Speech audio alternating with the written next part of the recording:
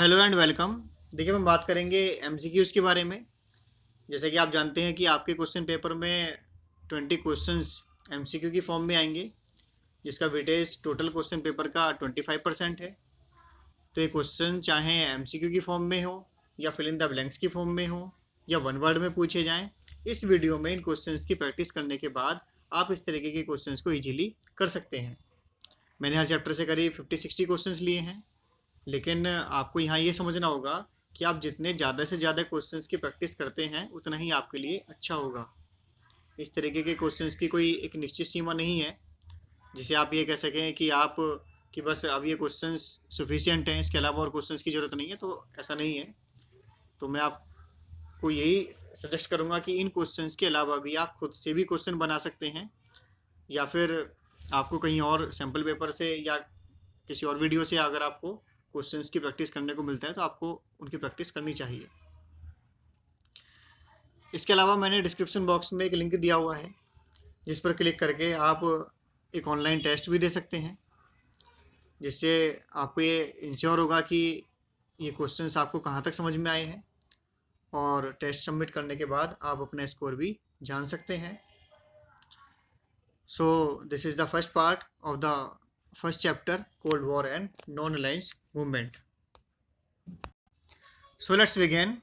First question is the main goal of the Truman Doctrine. Truman सिद्धांत का मुख्य लक्ष्य था। Option A containment of communism, साम्यवाद को रोकना। Option B elimination of communism, साम्यवाद को खत्म करना। Option C reconstruction of western Europe after World War second, द्वितीय विश्व युद्ध के बाद पश्चिमी यूरोप का पुनर्निर्माण करना। Option D assistance to British colonies in Africa, Africa में ब्रिटिश उपनिवेशों को सहायता देना। तो सोचिए कौन सा ऑप्शन सही है।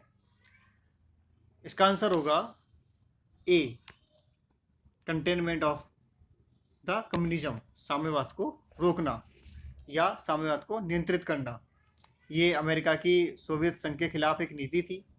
इस नीति की घोषणा अमेरिका के राष्ट्रपति हैरी एस ट्रूमैन के द्वारा 12 मार्च 1947 को की गई थी। इसके अलावा इसमें आर्थिक सहायता जैसी नीति भी अपनाई गई थी ताकि साम्यवाद के प्रसार को रोका जा सके।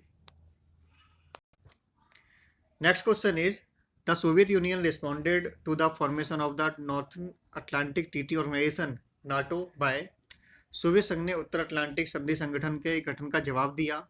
Option A providing military assistance to the South East Asian treaty organization, दक्षिण पूर्व एशियाई संधि संगठन को सैन्य सहायता प्रदान करके।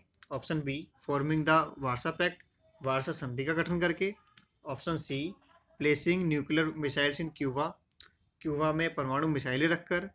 Option D giving financial aid to Central Treaty Organization, केंद्रीय संधि संगठन को वित्तीय सहायता देकर। तो सोचिए कौन सा ऑप्शन सही है।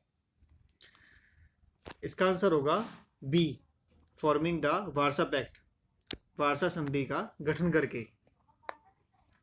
वार्सा पैक्ट का गठन सोवियत यूनियन के द्वारा किया गया था। नाटो, जिसका गठन वेस्टर्न अलायंस अमेरिका के द्वारा अप्रैल 1949 में किया गया था, जिसके जवाब में सोवियत संघ ने मई 1955 में वार्सा पैक्ट का गठन करके दिया था। Next question is after World War second the Soviet Union established satellites in Eastern Europe to, द्वितीय विश्व युद्ध के बाद सोवियत संघ ने पूर्वी यूरोप में सैटेलाइट की स्थापना क्यों की। Option a support the remaining fascist government in Eastern Europe, पूर्वी यूरोप में शेष फासीवादी सरकारों का समर्थन प्राप्त करने के लिए। Option B preserve capitalism in Eastern Europe, पूर्वी यूरोप में पूंजीवाद का फैलाव ना हो। Option C establish democratic government in Eastern Europe nation, पूर्वी यूरोपीय देशों में लोकतांत्रिक सरकारें स्थापित करने के लिए। या option D expand it's power and control over eastern Europe, पूर्वी यूरोप पर अपनी शक्ति एवं नियंत्रण का विस्तार करने के लिए। तो सोचिए कौन सा ऑप्शन सही है।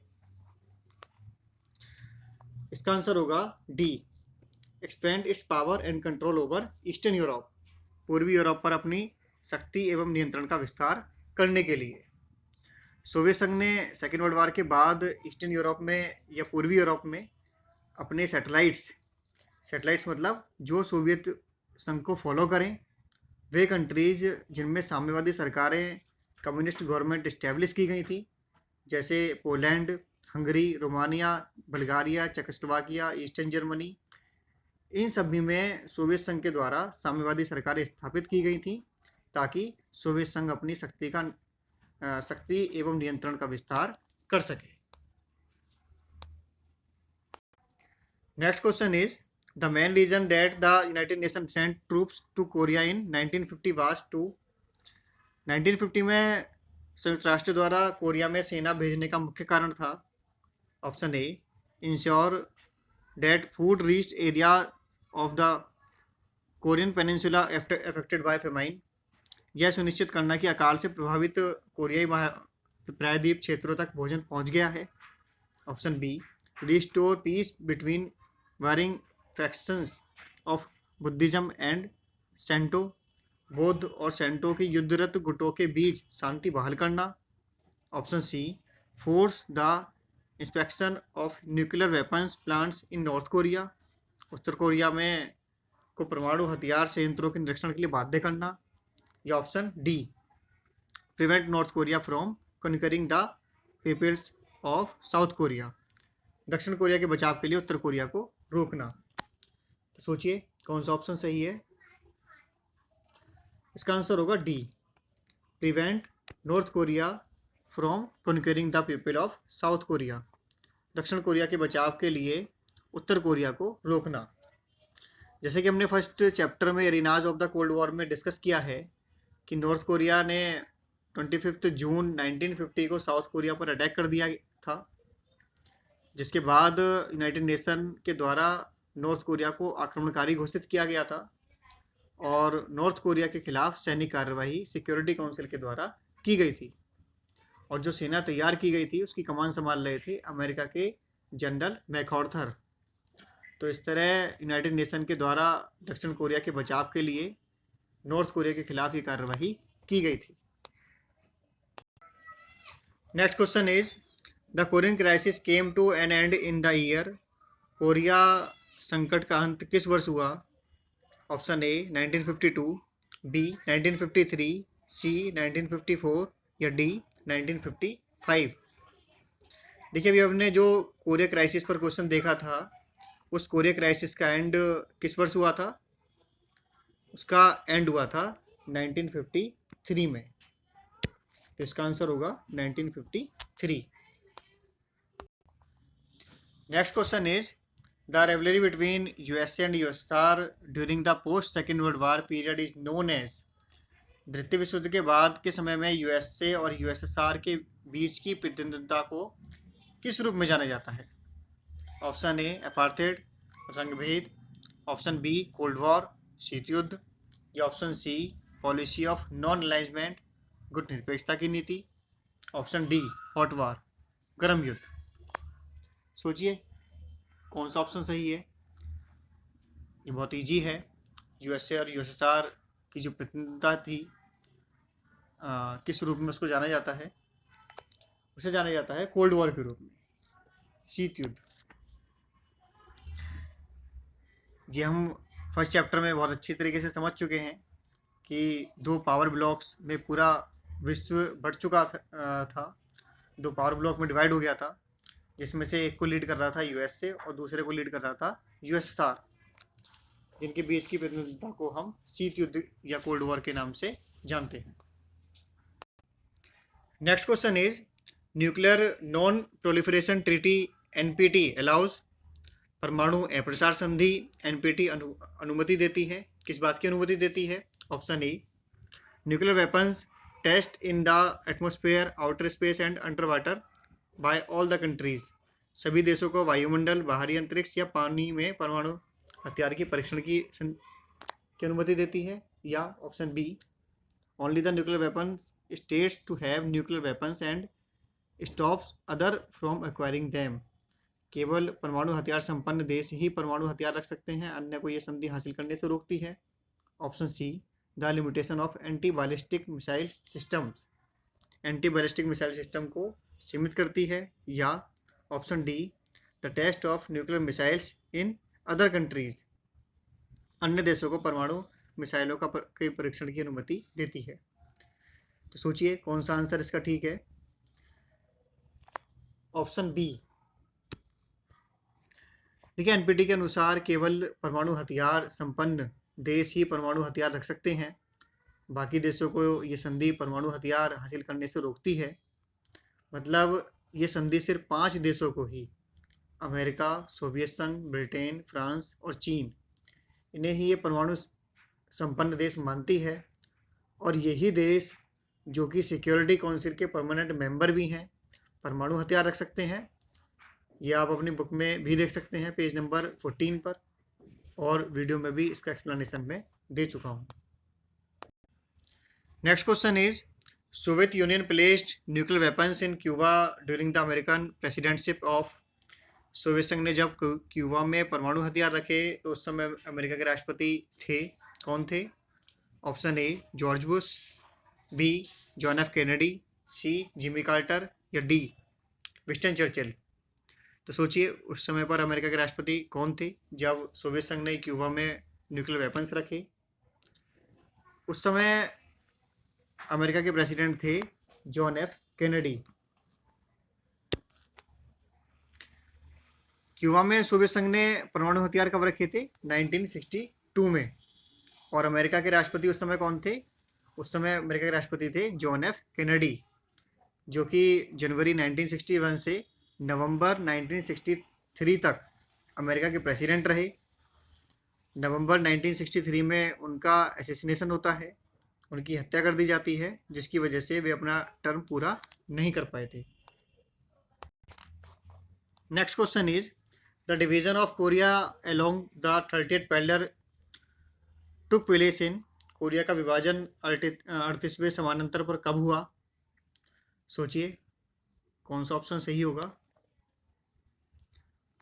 इसका आंसर होगा सी 1952-53, क्योंकि कोरिया युद्ध शुरू हुआ था 1950 में, जब नॉर्थ कोरिया ने साउथ कोरिया पर अटैक कर दिया था, और इसका अंत होता है 1953 में, जब यूनाइटेड नेशंस की फोर्सेस ने नॉर्थ कोरिया के खिलाफ युद्ध में भाग लिया और United nation and south Korea की फोर्सेस 30th पैरेलल पर आकर रुकती हैं, जो कि साउथ कोरिया और नॉर्थ कोरिया को विभाजित करती है, या इस 30th पैरेलल को दोनों देशों के बीच का बॉर्डर माना गया। Next question is from the perspective of north Vietnamese the war in Vietnam in the 1960s was a battle between. उत्तरी वियतनाम के दृष्टिकोण से 1960 के दशक में वियतनाम में युद्ध किसके मध्य युद्ध था? Option A republicanism and totalitarianism, गणतंत्रवाद और अधिनायकवाद के मध्य। Option B democracy and monarchy, लोकतंत्र और राजतंत्र के बीच। Option C fascism and liberalism, फासीवाद या उदारवाद के बीच। And option D nationalism and imperialism, राष्ट्रवाद और साम्राज्यवाद के मध्य। सोचिए कौन सा ऑप्शन सही होगा। इसका आंसर होगा बी नेशनलिज्म एंड इंपीरियलिज्म, राष्ट्रवाद और साम्राज्यवाद के बीच का ये युद्ध था अकॉर्डिंग टू नॉर्थ वियतनाम। और नॉर्थ वियतनाम किस आइडियोलॉजी को फॉलो करता था? वो फॉलो करता था कम्युनिस्ट आइडियोलॉजी को, वो यूएसएसआर के ब्लॉक का हिस्सा था। Next question is NATO was an association of. ये बहुत आसान क्वेश्चन है, सोचिए इसका आंसर। इसका आंसर होगा ए 12 स्टेट्स, 12 राज्यों का संघ था नाटो। देखिए आज आप इसमें देखेंगे तो आपको इसमें 30 स्टेट्स या कंट्रीज़ देखने को मिलेंगी, लेकिन जब ये ऑर्गेनाइजेशन बना था 1949 में, तब इसे कुल 12 स्टेट्स या कंट्रीज़ ने मिलकर बनाया था। और ये 12 फाउंडर मेंबर थे। कौन कौन से मेंबर थे? Belgium, Canada, Denmark, France, Iceland, Italy, Luxembourg, Netherland, Norway, पुर्तगाल, यूनाइटेड किंगडम एंड यूएसए। ये सभी इसके फाउंडर मेंबर थे। Next question is during cold war era many Asian and African nations followed a policy of non alignment because they शीत युद्ध काल के दौरान कई एशिया और अफ्रीकी देशों ने गुटनिरपेक्षता की नीति अपनाई, क्यों? Option A had the same goals and needs as the Soviet Union, उनके लक्ष्य एवं आवश्यकताएं सोवियत संघ के समान ही थी। Option be needed the natural resources of western European Nations, उनको पश्चिमी यूरोपीय देशों के प्राकृतिक संसाधनों की आवश्यकता थी। Option C were afraid of losing their vote in the United Nations, वे संयुक्त राष्ट्र में अपना वोट खोने से डरते थे। या option D wish to receive aid from the Soviet Union and the United States, वे सोवियत संघ और संयुक्त राज्य अमेरिका से सहायता प्राप्त करना चाहते थे। तो सोचिए कौन सा ऑप्शन सही होगा। इसका आंसर होगा D, they wish to receive aid from the Soviet Union and the United States, ताकि वे दोनों ही देशों से, सोवियत संघ से भी और अमेरिका से भी सहायता प्राप्त कर सके। नॉन अलायंस कंट्रीज दोनों ही देशों से संबंध अच्छे बनाए रखना चाहती थी और वो दोनों से ही सहायता प्राप्त करना चाहती थी। Next question is the strategic arms limitation top second, short में से बोलेंगे सॉल्ट 2, वाज साइंड बिटवीन, सामरिक शस्त्र सीमा वार्ता सेकंड पर हस्ताक्षर निम्न में से किसके बीच हुए थे? Option A George Bush and Boris Yeltsin, option B Richard Nixon and Stalin, C Jimmy Carter and Leonid Brezhnev, D Bill Clinton and Nikita Khrushchev. सोचिए कौन सा ऑप्शन सही है, किस किस के बीच में ये किस किस ने इस पर साइन किए थे, इस ट्रीटी पर, साल्ट 2। इसका आंसर होगा C Jimmy Carter and Leonid Brezhnev. America के प्रेसिडेंट जिमी कार्टर और यूएसएसआर के ब्रेजनेव ने जून 1979 में वियना में ये ट्रीटी साइन की थी, जिसमें दोनों कंट्रीज ने आर्म्स कंट्रोल को लेकर ये ट्रीटी साइन की थी। Next question is the first non alliance summit was held in, पहला गुटनिरपेक्ष शिखर सम्मेलन आयोजित किया गया था। ऑप्शन ए बेलग्रेड में 1961, option B Havana 1960, option C Delhi 1962, या डी काहिरा 1963। सोचिए कौन सा ऑप्शन सही है, कहाँ पर हुई थी first summit non alliance movement की? इसका आंसर होगा ए बेलग्रेड 1961। बेलग्रेड में 1961 में पहला गुटनिरपेक्ष देशों का शिखर सम्मेलन आयोजित हुआ था, जिसमें कुल 25 कंट्रीज शामिल हुई थी। Next question is strategic arms reduction treaty start 1 was signed by, सामरिक शस्त्र न्यूनीकरण संधि जिसे शॉर्ट में बोला जाता है स्टार्ट 1 पर किसके द्वारा हस्ताक्षर किए गए थे? Option A Richard Nixon and Leonid Brezhnev, B Jimmy Carter and Leonid Brezhnev, C Mikhail Gorbachev and George Bush senior, या D Boris Yeltsin and George Bush senior. सोचिए कौन सा आंसर होगा इसका? इसका आंसर होगा C Mikhail Gorbachev and George Bush senior. इस संधि पर यूएसएसआर के प्रेसिडेंट मिखाइल गोर्बाचेव और अमेरिका के प्रेसिडेंट जॉर्ज बुश ने 31 जुलाई 1991 को साइन किए थे, जिसमें न्यूक्लियर वेपन्स की रिडक्शन की बात की गई थी। Next question is who was the first president of Indonesia and also the founder member of नाम, इंडोनेशिया के पहले राष्ट्रपति और नाम के संस्थापक सदस्य कौन थे? Option A Gamal Abdul Nasser, B Kwame Nkrumah, C Sukarno, या डी जिमी कार्टर। सोचिए कौन थे इंडोनेशिया के फर्स्ट प्रेसिडेंट जो कि नाम के फाउंडर मेंबर में भी थे? ठीक, इसका आंसर होगा सी, सुकर्णो। इंडोनेशिया के फर्स्ट प्रेसिडेंट थे सुकर्णो, जो कि नॉन अलायंस मूवमेंट के फाउंडर मेंबर भी थे। Next question is where was the strategic arms limitation talk two, जिसे शॉर्ट में बोला जाता है SALT two sign. Strategic arms limitation talk two पर हस्ताक्षर कहाँ किए गए थे? Option A Moscow, B London, C Vienna, D Washington. सोचिए कहाँ पर साइन किए गए थे? इसका आंसर होगा सी, वियना। अभी कुछ देर पहले ही हमने इस पर डिस्कस किया था। सॉल्ट टू ट्रीटी पर अमेरिका के प्रेसिडेंट जिमी कार्टर और सोवियत प्रेसिडेंट ब्रेजनेव ने इस पर साइन किए थे, इस संधि पर 1979 में। कहाँ पर इन्होंने ये ट्रीटी साइन की थी? इन्होंने इस ट्रीटी पर वियना में हस्ताक्षर किए थे। Next question is the cold war refer to the competition, tension and a series of confrontations between. शीत युद्ध ने प्रतियोगिता, तनाव और टकरावों की एक श्रृंखला को निम्न में से किसके बीच संदर्भित किया? वो कौन से दो देश थे या वो कौन से दो ऑर्गेनाइजेशन थे? तो option A USA and Soviet Union, B USA and Iraq, C NATO and CENTO, D USSR and Balkan states. सोचिए कौन सा ऑप्शन सही है? बहुत इजी है ये। देखिए इसका आंसर होगा A, USA and Soviet Union. Cold war मुख्य रूप से किन दो देशों के बीच था? अमेरिका और सोवियत संघ के बीच। Next question is the bomb dropped by the USA on Hiroshima was code named as.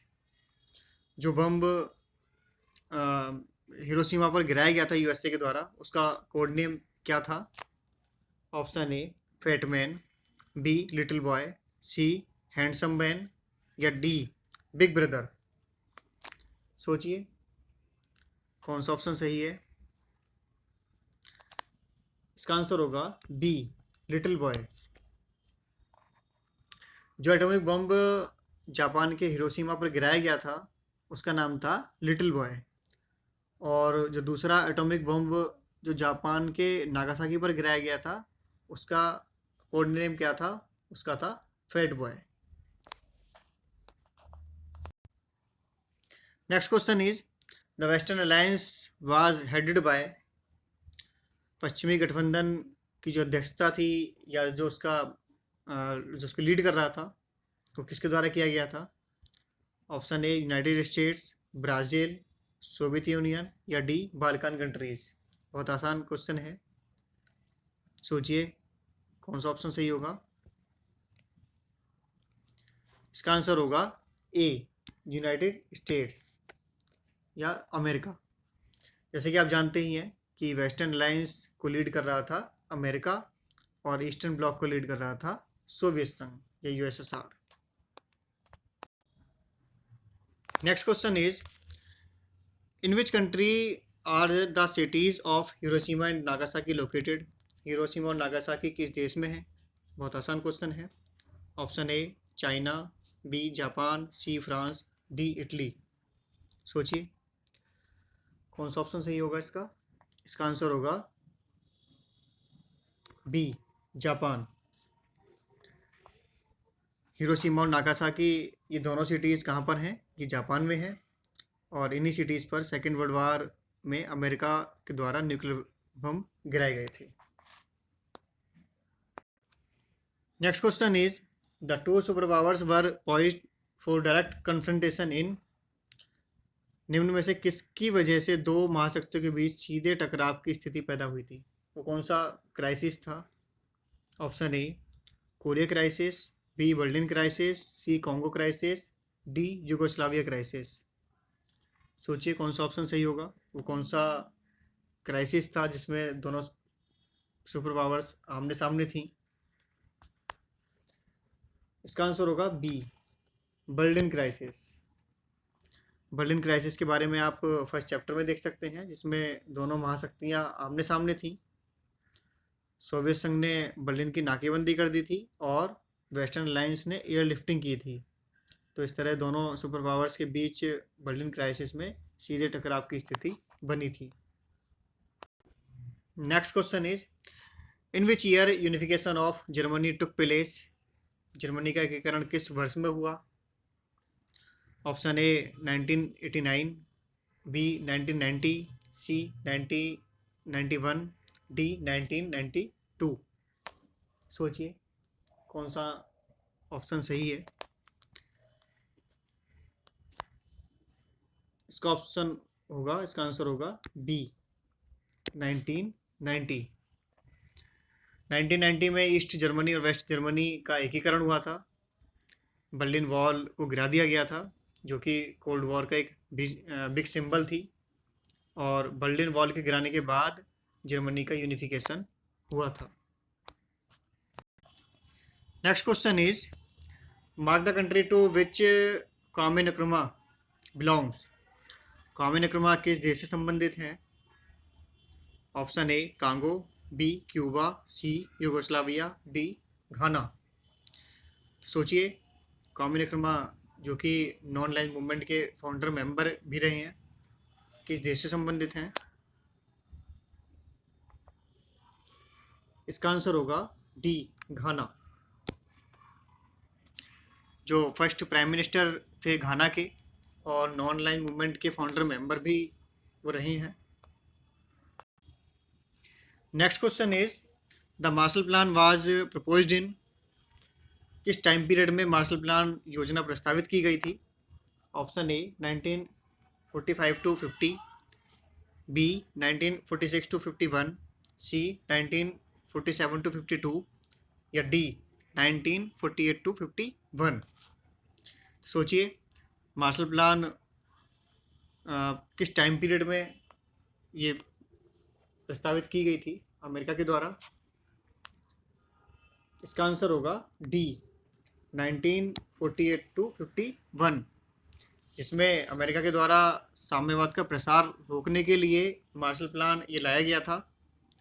America ने 1948 से 51 तक इन 4 वर्षों में यूरोपियन देशों को $12 बिलियन की सहायता दी थी, ताकि साम्यवाद का प्रसार जो है वो रोका जा सके।